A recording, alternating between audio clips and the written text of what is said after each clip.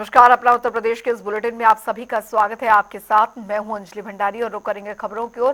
PM Modi ने नमो Bharat train का उद्घाटन किया और न्यू अशोकनगर में 13 किलोमीटर लंबे दिल्ली गाजियाबाद मेरठ नमो भारत कॉरिडोर के साहिबाबाद से न्यू अशोकनगर तक के सेक्शन का उद्घाटन किया। इसकी लागत लगभग 4,600 करोड़ रुपए है और यह दिल्ली की पहली नमो भारत कनेक्टिविटी होगी जो कि दिल्ली और मेरठ के बीच यात्रा को सुविधाजनक बनाएगी। इससे यात्रा में लगने वाला समय 1/3 कम हो जाएगा, जिससे कि यात्री न्यू अशोकनगर से मेरठ साउथ तक सिर्फ 40 मिनट में यात्रा कर सकेंगे। इस हाई स्पीड और आरामदायक यात्रा सुविधा से लाखों लोग लाभान्वित होंगे। वहीं पीएम मोदी ने साहिबाबाद आरआरटीएस स्टेशन तक नमो भारत ट्रेन की सवारी की और इस यात्रा के दौरान पीएम मोदी ने बच्चों से बातचीत कर उनकी हौसला अफजाई भी की।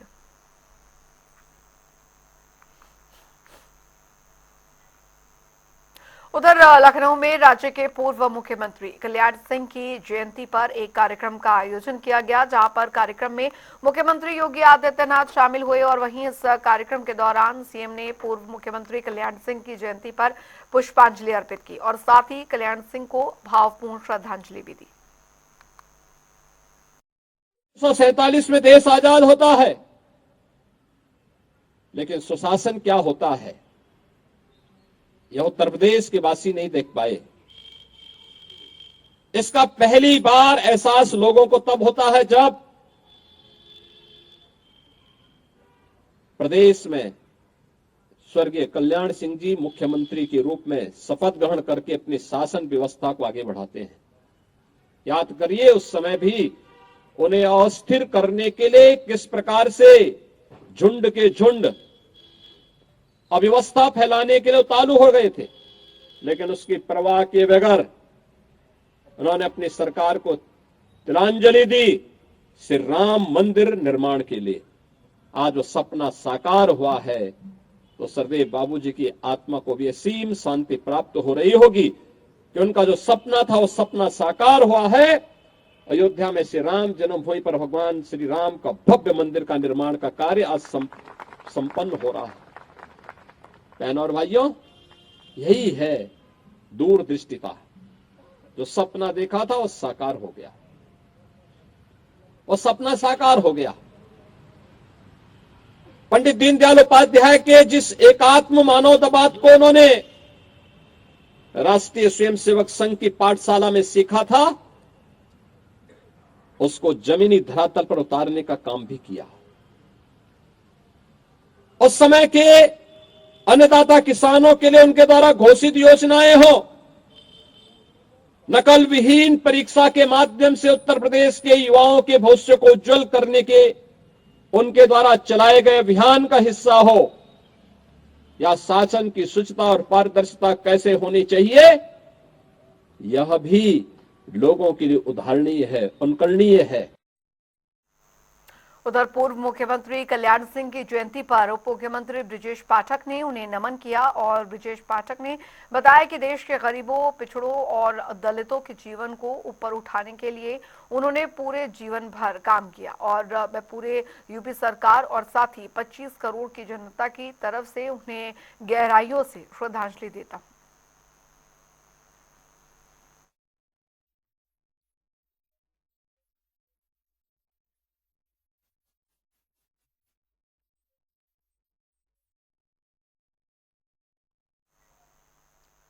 तो प्रयागराज में होने वाले महाकुंभ को लेकर भव्य तैयारियां जारी हैं और ऐसे में विभिन्न जगहों पर कई सुंदर चित्र बनाए जा रहे हैं। वहीं महाकुंभ 2025 की तैयारियों पर मंत्री जयवीर सिंह ने जानकारी देते हुए कहा कि एआई की मदद से सुरक्षा के कड़े इंतजाम किए गए हैं। उन्होंने कहा है कि तैयारियों में किसी प्रकार की कोई भी कमी नहीं छोड़ेंगे। एआई तकनीक से लेकर मल्टी लेयर सुरक्षा व्यवस्था, प्रदेश सरकार और भारत सरकार, अर्धसैनिक बल और प्रदेश के बल, कमांडो, गैर कमांडो, इतनी चाक चौबंद व्यवस्था है कि वहाँ आप देख रहे होंगे किसी भी तरह की चाहे सुरक्षा की मामला हो, स्वच्छता का मामला हो, स्वास्थ्य का मामला हो या अन्य सुविधाओं और संसाधनों की बात हो, किसी भी प्रकार की कोई कोर कसर हमारी भारत की सरकार, हमारी प्रदेश की सरकार दोनों सरकारों मिलकर के इस आयोजन को भव्यता, दिव्यता, अलौकिकता के साथ सुरक्षित कुंभ, संरक्षित कुंभ, स्वच्छ कुंभ और आधुनिकतम तकनीक के साथ जुड़ा हुआ कुंभ का आयोजन सफलतापूर्वक करने का काम करेंगे। उधर आगामी महाकुंभ को लेकर जोरों से तैयारियां चल रही है और ऐसे में साधु संतों समेत लोगों में भी महाकुंभ को लेकर भारी उत्साह देखने को मिल रहा है। लेकिन इसी बीच दिल्ली से प्रयागराज महाकुंभ में शामिल होने के लिए ई रिक्शा बाबा नाम से प्रसिद्ध एक दरअसल कस्टमाइज थ्री व्हीलर के साथ प्रयागराज पहुंचे, जहां उन्होंने कहा कि दिल्ली से प्रयागराज आने में 12 से 13 दिनों का समय लग गया। यहाँ से दिल्ली से यहाँ आने में करीब 12-13 दिन लग गया। आते हुए अगर रास्ते में कहीं थोड़ा चार्ज भी करा लिया और दिन रहने पर गाड़ी चलती रहती है। थोड़ा एक धीमी चाल की गाड़ी भी है और धीमा चाल भी रखते हैं। अपना चलते हुए आते हैं, आराम से जहीं हुआ खाना खाया, फिर आगे बढ़े, फिर आए, फिर पढ़े। और कहीं इच्छा हुआ रुक करके कि यहीं पढ़ें लिखें या कुछ नई सोच आ गया तो वहाँ लिखते भी हैं। महाराज जी, इसमें क्या क्या है आपके गाड़ी में? इसमें हमारा सारा बिछावन है, गाड़ी का सब सामान है, हमारा सारा सामान रहता है और इसमें और कोई कुछ नहीं। क्या क्या करते हैं इसी गाड़ी में आप? अपना पढ़ते भी है, लिखते भी है। कहीं अगर कोई आदमी रोने वाला आ जाता है, जैसे कोई मरने वाला है, कोई मर भी रहा है तो उसको बचा भी देते हैं। ये नहीं है कि नहीं बचा देते हैं, बचा। खाना पीना भी इसी में होता है? हाँ, खाना पीना भी इसी में होता है। जा रहा है तो यहीं बना लिया, गर्मी रहता है तो बाहर में बनाते हैं। और ई रिक्शा से क्यों चलते हैं महाराज जी? ई रिक्शा से चलने के पहले हमें एक लड़का है, वो हमें पेट्रोल गाड़ी दे दिया। उसमें 2000 से 2200 रुपया पर डे खर्चा हो जाता था और उस पर कहीं कुछ गड़बड़ी हुआ तो 1500 मांग देता था। वो पुराना, हम तो एक तो घर द्वार त्याग करके साधु बना, उसमें अगर ठग या चोरी या गलत की बात उठता है तो साधुता पर वो क्लेम लगता है कि नहीं ये गाड़ी नहीं रखे। तो उसके बाद अजय वर्मा नाम का एक लड़का है, उसने हमको दे दिया गैस वाला गाड़ी। तो उसमें भी मैंने 1200 का लगभग दिन में खर्चा बैठे। हालांकि वही खर्चा दे देता था उस टाइम, कहे कि देखो अजय ये हम लेकर क्या करेंगे, गाड़ी तो तुम दे देगा, खर्चा कौन देगा ये रोज का, ये रखो हम नहीं ले गई। तब जा कर के हम लोग वहीं पर पूजा जमुना किनारे में करते थे। एकाएक वहाँ से लखनऊ से वो फोन आया कि आपके लिए ई रिक्शा रखे हैं, लीजिएगा कि जहाँ लाओ तब तो अच्छा होगा। वहीं गए, वही बना दिया। किसी ने प्लेट दान किया, किसी ने कुछ दान किया और ई रिक्शा ये करके हम लोग करिए। हाँ ये ठीक है, लेकिन इसमें क्या है, इसका 3 फीट चौड़ाई है। सोते कैसे हैं महाराज जी? इसमें भीतर लंबा है, हम जितना चाहिए हमें 6 फीट के लगभग हैं, तो इसमें 1 फीट बच ही जाता है। कोई सोने में एक आदमी कोई प्रॉब्लम नहीं है, 2 आदमी का जगह नहीं है। दिक्कत कोई अगर वैसे इमरजेंसी आ जाए तो दिक्कत हो जाता है, अन्यथा 1 आदमी में कोई प्रॉब्लम। दिनचर्या क्या? तो महाकुंभ को लेकर सियासी सरगर्मियां भी देखने को मिल रही है। एक पक्ष महाकुंभ में मुसलमानों की एंट्री पर बैन की मांग कर रहा है, तो वहीं दूसरी तरफ से अलग अलग बयान सामने आ रहे हैं। अब इसको लेकर मुस्लिम जमात के राष्ट्रीय अध्यक्ष मौलाना शहाबुद्दीन ने कहा है कि महाकुंभ वक्फ की जमीन पर आयोजित हो रहा है और उन्होंने कहा कि हम इसका कोई विरोध नहीं कर रहे हैं, तो उन्हें भी अपना बड़ा दिल दिखाना चाहिए। साथ ही उन्होंने और क्या कुछ कहा वो सुनिए।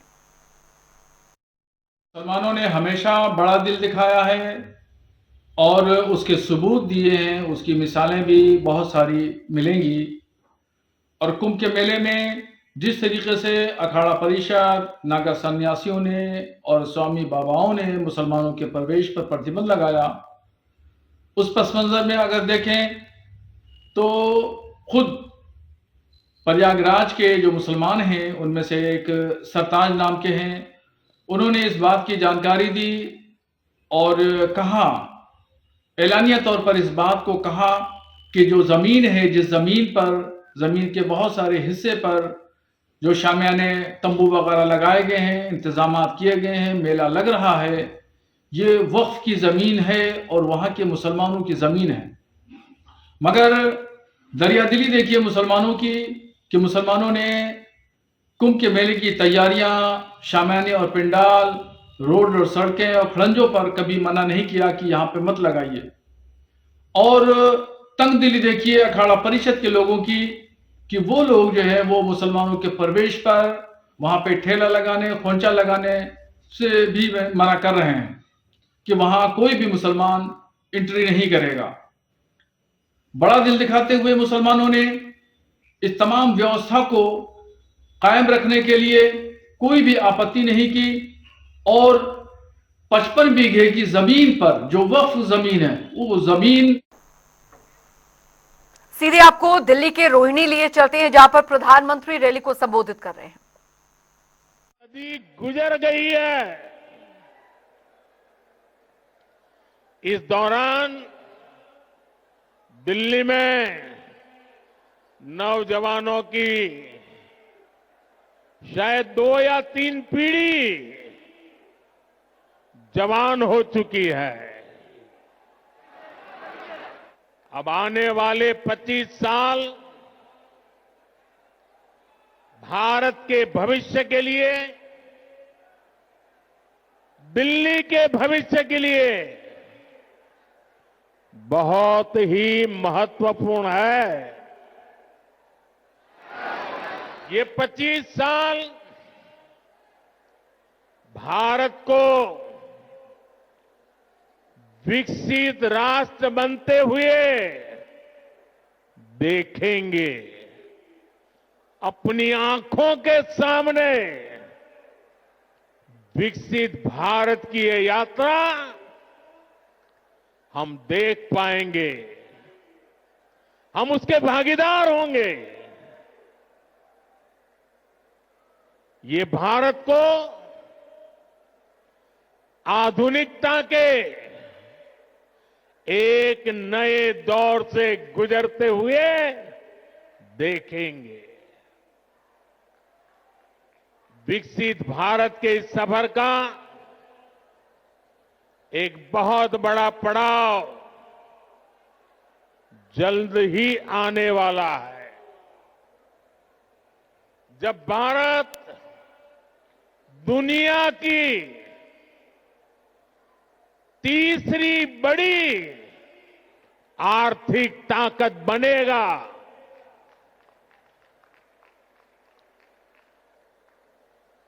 इस गौरवशाली यात्रा में देश की राजधानी हमारी दिल्ली का कदम से कदम मिलाकर चलना बहुत जरूरी है। हमें अपनी दिल्ली को विकसित भारत की राजधानी के रूप में डेवलप करना है। करना है ना? करेंगे? मेरे साथ जुड़ जाएंगे? ये दिल्ली के हर नागरिक की इच्छा है, हम सभी का सपना है। और इसलिए 21वीं सदी के इस पड़ाव पर मैं दिल्ली के लोगों से एक विशेष आग्रह करने के लिए आया हूं। मैं दिल्ली वासियों से दिल्ली के उज्जवल भविष्य के लिए, आपके संतानों के उज्जवल भविष्य के लिए भाजपा को अवसर देने का आग्रह करने आया हूं।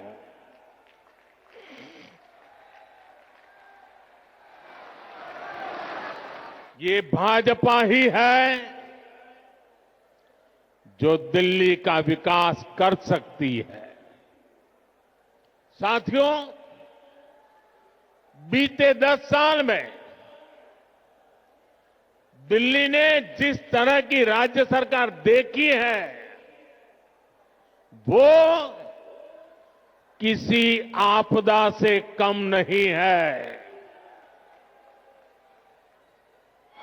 ये एहसास आज दिल्ली वालों को अच्छे से हो चुका है। इसलिए अब दिल्ली में है एक ही आवाज गूंज रही है।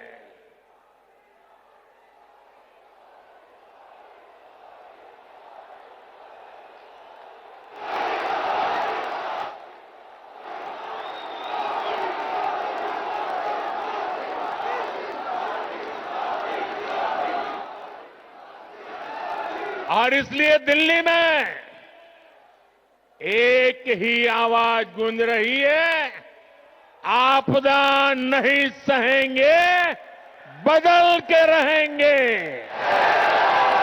आपदा नहीं सहेंगे, आपदा नहीं सहेंगे, आपदा।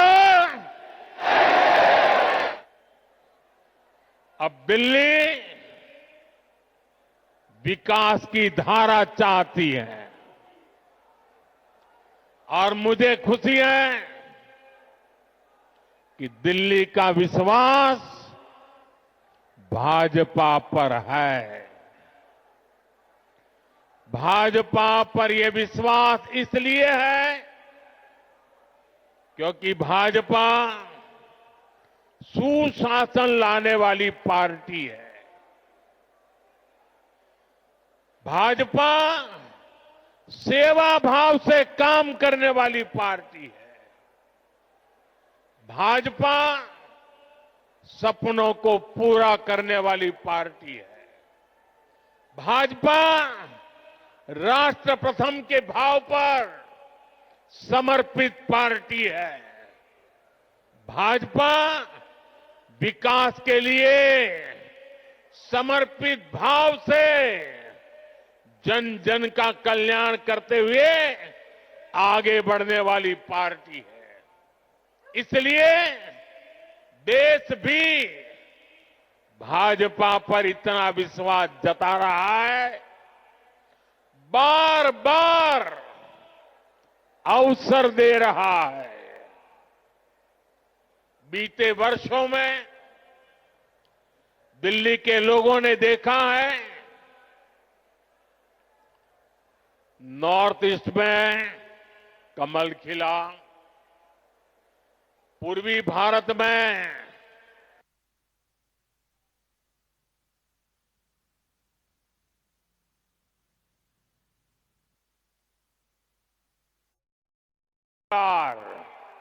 भाजपा को पूर्ण बहुमत से चुना है।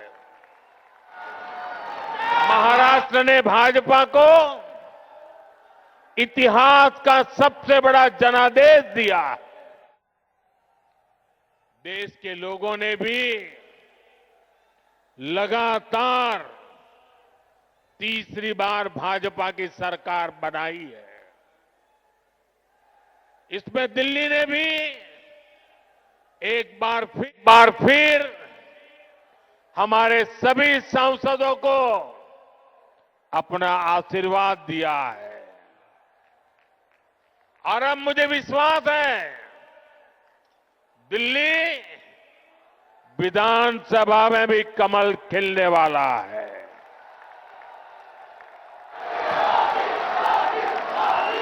मैं दिल्ली भाजपा के सभी कर्मठ कार्यकर्ताओं से कहूंगा, पूरी निष्ठा के साथ दिल्ली के हर मतदाता से मिलिए, उन्हें आने वाले वर्षों के लिए भाजपा के संकल्प से परिचित कराइए, उन्हें विकास का रोड मैप बताइए। ये भाजपा ही है जो दिल्ली को दुनिया की बेहतरीन राजधानी का गौरव दिला सकती है। दिल्ली में भाजपा ने अपने बेहतरीन उम्मीदवार उतारे हैं। मैं सभी उम्मीदवारों से भी कहूंगा कि ये दिल्ली का दिल जीतने का सबसे स्वर्णिम अवसर है। जुट जाइए, खूब मेहनत करिए और दिल्ली को आपदा से मुक्ति दिलाइए। साथियों, अपनी दिल्ली को दुनिया के बेस्ट शहरों में एक बनाना हमारा संकल्प है। दिल्ली गरीब और मिडिल क्लास परिवारों के सपनों को पूरा करने वाला शहर बने। दिल्ली नौजवानों के लिए नए भविष्य के निर्माण का शहर बने। दिल्ली में स्पोर्ट्स से लेकर स्टार्टअप तक नौजवानों के लिए खुला मैदान हो, अवसरों का असीम आसमान हो। इसके लिए भाजपा पूरे समर्पण के साथ काम करने में जुटी है। पिछले साल केंद्र की भाजपा सरकार ने दिल्ली की सुरक्षा के लिए, स्वास्थ्य के लिए, विकास कार्यों के लिए 75,000 करोड़ रुपए से ज्यादा दिए हैं। साथियों, हम दिल्ली को दुनिया की ऐसी राजधानी बनाना चाहते हैं जिसमें भारत की विरासत का विराट स्वरूप दिखे, जो नए वर्ल्ड ऑर्डर के हिसाब से बनने वाली नई वैश्विक व्यवस्थाओं का सेंटर हो। दिल्ली को ऐसे विकास की जरूरत है जो दुनिया के लिए अर्बन डेवलपमेंट का मॉडल बने। ये तभी हो सकता है जब दिल्ली में केंद्र और राज्य दोनों में सरकार काम करे।